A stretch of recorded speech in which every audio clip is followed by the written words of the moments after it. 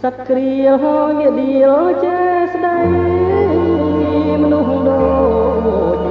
កាកៃស្រីចិត្តសាវាចិត្តរស់ដូចព្រានស្រែកលៀនតណ្ហារូបដូចទេវតាងាយៀតដូចឆ្លុះស្ដាប់ចុះភ្លេងខ្មែរលបជេរ